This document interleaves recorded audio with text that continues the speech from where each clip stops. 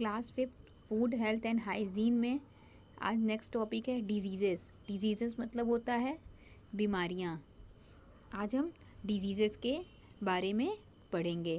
Diseases can be defined as the condition of abnormal function of a part of body और the whole body. Disease को किस तरीके से define कर सकते हैं?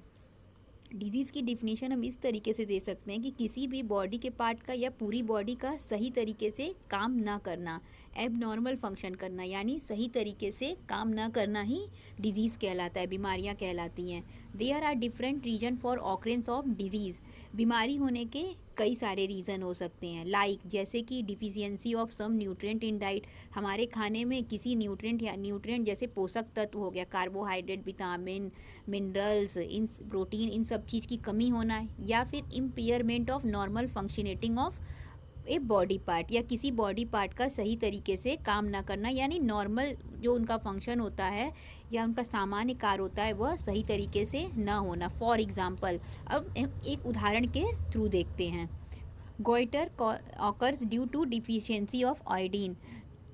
जो गॉइटर बीमारी है, जो गले में, जिसे हम हिंदी में घेंघा भी कहते हैं, जिसमें गला खूब फूल जाता है, तो यह क्या होता है? आयोडीन के कमी से होता है। यदि हमारे खाने में या किसी भी व्यक्ति के खाने में आयोडीन की कमी होती है, वह इस बीमारी से ग्रसित हो जाता है, उसे गॉइटर हो जाता है। While a heart attack occur when the supply of blood and oxygen to an area of heart muscles is blocked. जबकि हार्ट अटैक कब आता है? जब when the supply of blood की और ऑक्सीजन की सप्लाई जो हार्ट मसल्स के थ्रू होती है वह ब्लॉक हो जाती है।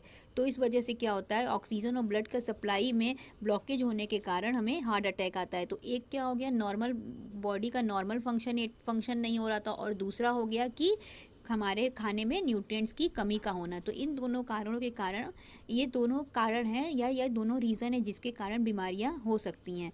There are some diseases which spread from one person to another while other do not. कुछ बीमारियां ऐसी होती हैं जो एक व्यक्ति से दूसरे व्यक्ति तक पहुंचती हैं, जिसे हम संक्रमित बीमारी भी कह सकते हैं। और कुछ बीमारियां ऐसी होती हैं जो एक व्यक्ति से दूसरे व्यक्ति की को होने के चांसेस नहीं रहते हैं। On the basis of this, इसके आधार पे diseases are categorise into 2 types. तो एक व्यक्ति से दूसरे व्यक्ति को कुछ बीमारियां होती हैं, और कुछ बीमारियां ऐसी होती हैं जो एक व्यक्ति से दूसरे व्यक्ति में नहीं जाती हैं। तो इसके आधार पे बीमारियों को 2 भाग में डिवाइड किया गया है, communicable disease and non communicable disease. तो सबसे पहले हम देखेंगे कम्युनिकेबल डिजीज़ के बारे में।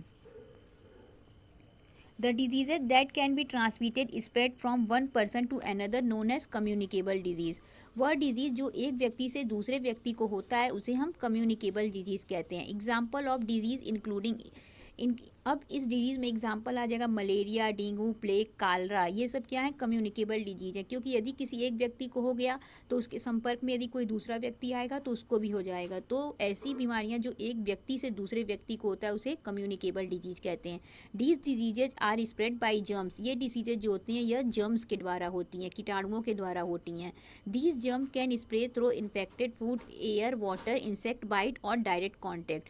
तो यह जो भी डिजीज़ होते हैं या तो किसी भी मतलब इन्फेक्टेड खाने की वजह से होते हैं, यानी जिस खाने में इन्फेक्शन हो गया, जिसको उस व्यक्ति बीमारी से ग्रसित था, कॉलरा से यदि कोई बीमारी से ग्रसित है और कोई व्यक्ति उस खाने को छू दिया और उसको कोई हेल्दी व्यक्ति छू लिया तो उसको भी वह बीमारी हो जाएगी। तो इस तरीके से वह खाने के थ्रू हो सकता है, पानी, हवा, मच्छर के काटने या उस पर्सन के इन्फेक्टेड पर्सन के संपर्क में आने से हो सकता है। The best way to prevent communicable disease is to ensure proper hygiene of our body, food and water and surrounding clean.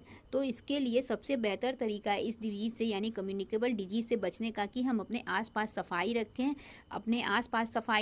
अपने घर को साफ़ रखें, अब हम साफ़ पानी पिएं, साफ़ खाना खाएं।